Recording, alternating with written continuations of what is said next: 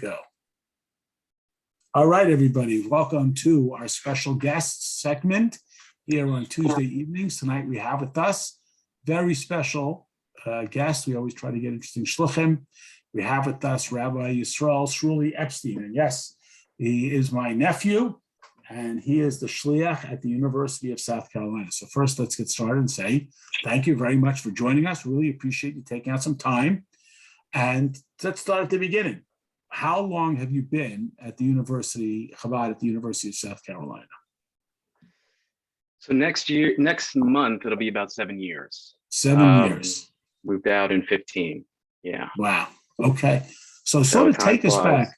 Yeah, this is always sort of the most curious part. You know, we've had lots of different shluchim, Baruch Hashem, lots of campus shluchim, guys in odd places. And our question always begins with, how do you get started? You show up 7 years ago.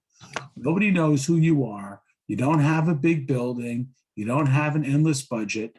And, you know, quote unquote, nobody asked you to come. How do you get started? And how do you go from day one to a big, beautiful, thriving Chabad house at the University of South Carolina? So that's a great question. We only ask great questions. Of course. I'm not sure that our situation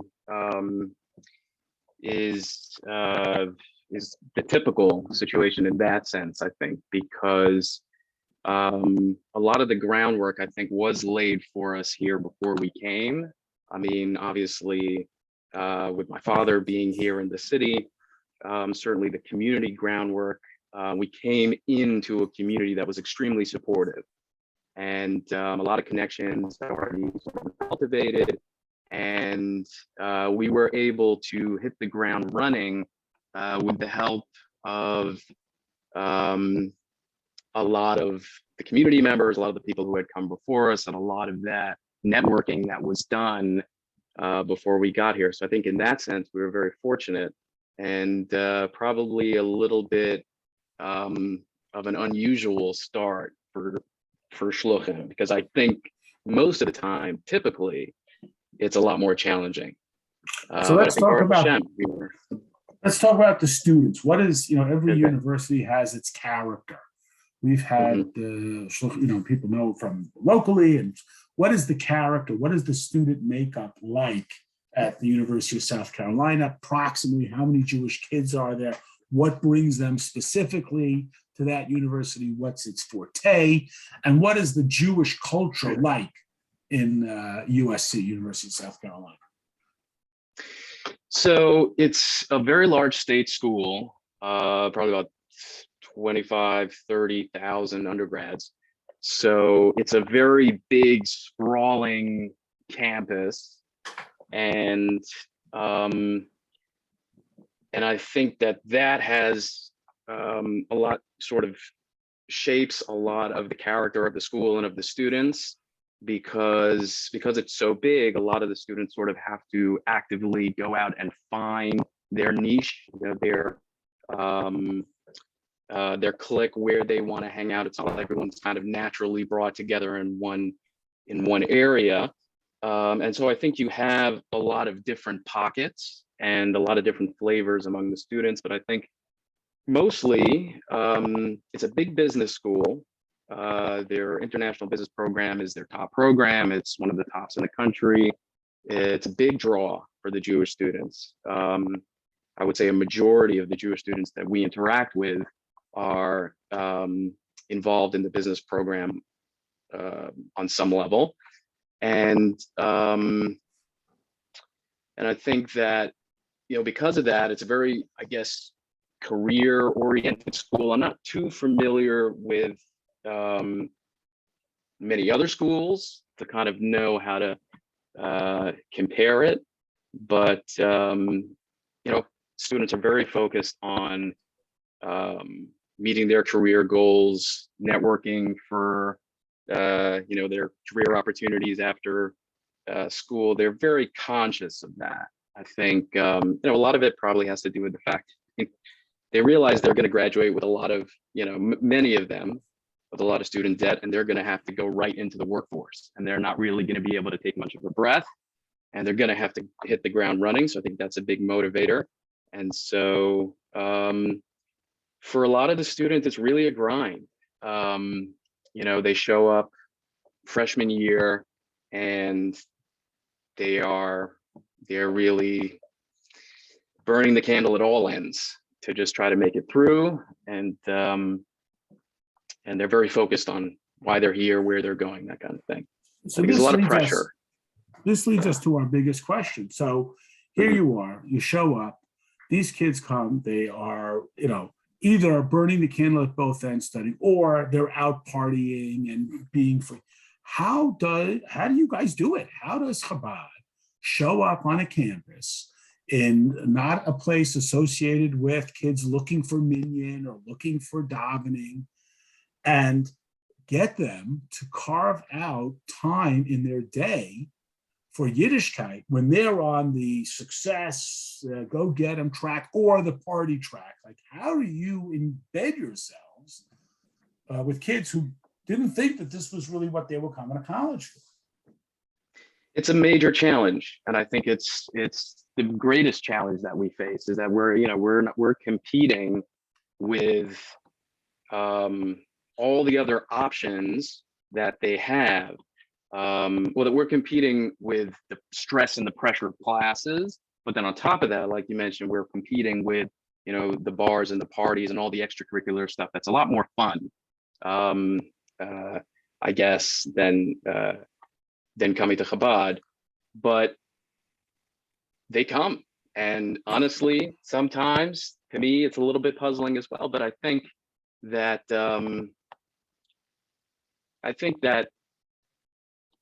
there's obviously something that they are looking for, some sort of connection. And again, it being a much bigger school, that connection has to be, those connections have to be cultivated. They don't happen naturally. Rabbi, so what was there? Yes. When you got there, was there Hillel? Was there any Chabad activity at all at the campus when you got there? There is a Good small question, student. Mel. Yes, thank you for that. There is a small student-run Hillel here. There was some Chabad, the local community Chabad was involved on some level. They were actually the ones, my father and some of the other shluchim here, who had made some connections with some of the students here, and had connections with some students in the A Pi fraternity, which is the only Jewish Greek life on campus. There's no Jewish sorority, it's just the one Jewish fraternity. And 7 years ago, when we were thinking about coming here, one of the reasons why we were thinking about coming here, one of the reasons why this opportunity came up was because they overnight went from a very small fraternity of 10, 15 guys to 20, 30, 40. They were the fastest growing Jewish fraternity chapter in the country. And so that was a major part of why we decided to come here. And that was, they were Jewish life on campus. There's a small Jewish studies program, a small Hillel, but their level of activity fluctuates and kind of comes and goes. So take us, Sruly, you, as you mentioned, your parents are the shluchim in South Carolina for over 30 years. You go up there, you go off to yeshiva, you get married, you're looking to, fulfill the Rebbe's mission to change the world. How did you decide to make University of South Carolina the place that you were going to prepare the world for Mashiach? What's the story about how you wound up at the University of South Carolina? Well, it certainly wasn't the plan. When my wife and I got married, my wife Shlomit and I, when we first got married, we talked a little bit about going on shluchos if the right opportunity came up, but we didn't really see that being our path. I think it become harder and harder to find places to go, and I think both of us were kind of going in a different direction. Shlomit was pursuing a nursing degree. She was in nursing school. and I was working as a programmer for a web development company in Crown Heights, and we were settled. We were living in Brooklyn for about 3 years, and we were content to kind of continue in that direction until this opportunity came up. It wasn't even something that was presented to us directly. It was something we heard about, and we talked about it, my wife and I, and for whatever reason, we felt like this was calling us in some way. Something about it felt right. Something about it felt like it would be a good fit for us, and that it was right for us. And so we threw our hat in the ring, and we had some connections with the people who were looking, which helped. And so that's pretty much how it came about. Okay, so you show up, Mhm. there you are, you get started, you meet some students. What's it like? What are some of the ongoing activities? What have been some of the most popular programs? You're like we're talking about, you're competing for these kids' attention. They got studies, they got fun, they got freedom, they got craziness. What are some of the things that have really grabbed the students' attention that you've seen have really spoken to them? So over the years, we've tried, pretty much all the standard stuff, and we still do a lot of sort of, I guess, what you call like the bread and butter programs of Chabad on campus. We have Shabbat dinners, Friday nights. We have Havdalah bonfire services. We have classes. We teach Sinai scholars every Yom Tov. Obviously, we have stuff going on. But I think what we found to be the sort of the secret sauce of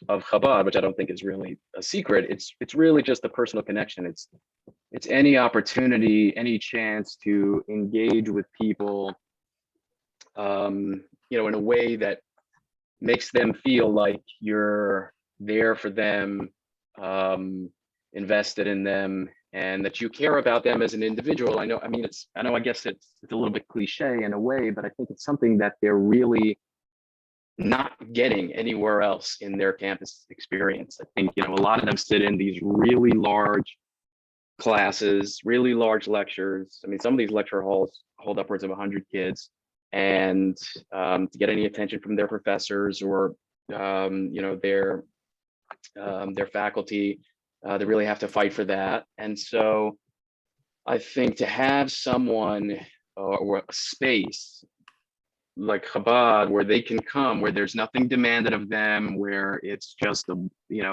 home away from home, a place where they can be themselves, and where there's no pressure. It's like a little oasis, I guess, in that high stress, high octane college life, where they're either studying really hard or partying really hard. So it's a refuge. This program that we're doing, we started when COVID came to Illinois a year and a half ago, and you're there 7 years, so you're doing your thing, you got students, and then COVID hits, and of course the schools close down, everybody goes home. What adjustments did you come up with? What's it like now? Are the kids all back? How did you deal with it, and what's the circumstance going on now with COVID and the social distancing and so on? What's it like there now? So it was a huge challenge for us, as I'm sure it was for everyone. I mean, certainly at the beginning, everything was shut down completely. And then slowly we started up with, the Zoom classes and Shabbat to go style things where people would just come and pick up some food. And it was very challenging. Obviously because lockdowns or COVID, whatever, it's the exact opposite of what Chabad's all about, right? We're all about opening up and welcoming people in, and here we were forced to keep people away. But over the last few months and last semester in particular, things started to open up again, and we were able to do most of our regular programs. We try to do things outdoors as much as possible. We actually built a brand new 600 square foot outdoor area on our Chabad house, I guess in which has South been very Carolina, you helpful. can do more outdoor stuff in January than you can do in Chicago. Yes, yes. Although towards the end of the semesters when it gets hot, that's definitely a challenge. But between doing stuff outdoors and having smaller groups for Shabbos dinners and things like that, we've been able to pretty much go back to business as usual for the most part. And hopefully that will continue this semester as well. With what's going on now. So Who knows? But what's hopefully. your assessment? You've been 7 years. What's your assessment of the students? How have they changed? How has COVID changed just their awareness? Are they more interested in social justice? I mean, you talked about these kids know that they're going to have a whopping student debt. When they get out, they got to get, onto Wall Street or whatever it is, and money, because they're just so driven. Or has it shaped them? Has it changed them socially to where they've become more social conscious? Yes, no. Have you seen any change in the character of the students over your years dealing with them? I think COVID did definitely disrupt in a pretty significant way, I think, the trends that we were seeing. I think for the first few years that we were here, it was becoming more and more difficult to connect with the students. But then during COVID, the last 2 years, I guess because everything else in their lives has become so chaotic, we've actually seen, not for the first time, but we're seeing more initiative taken by the students to reach out to us, which was something that we weren't quite sure how to handle at first. That they were coming to seek out connection on their own. I mean, a lot of the freshmen certainly who came in 2020, for example, who began their college careers taking classes from their dorm rooms and not getting to meet their classmates face to face or the professors face to face, and having this tremendously isolating experience. They're in college for the first time. Many of them are away from home, for the first time ever for significant periods of time. And, they're coming into what is a very stressful environment under the best of circumstances. And now all of a sudden they're having to navigate it with all this COVID stuff and the lockdowns. So those classes, the 2020 freshmen and the 2021 freshmen, there's a certainly, I think, it seems like there's a more of a push or a trend that they're asking deeper questions about their lives and their purpose, and wanting to connect more, and they're sort of been forced to see a little bit beyond just the surface standard college life, I think. So I guess our favorite question to ask every shliach is, what is the most challenging aspect of your shlichus, and what is the most rewarding aspect of your shlichus? Can you give us a little insight into that? So I actually think it's the same thing, is both the most rewarding and the most challenging aspect of campus shlichus, and I think it's the graduating student. We get an opportunity for 4-5 years if it's a graduate student, a little bit longer. We get about 4 or 5 years to really get to know someone, invest in them, grow with them, celebrate with them, cry with them, laugh with them, and really kind of see them through, this tremendously sort of formative portion of their lives. And then they graduate and they leave. And, while we definitely, try to stay in touch with them as best we can,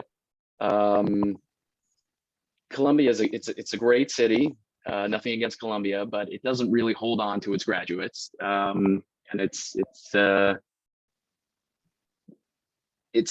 definitely been the most challenging part of the shlichus, I would say, is having to watch those relationships sort of mature and then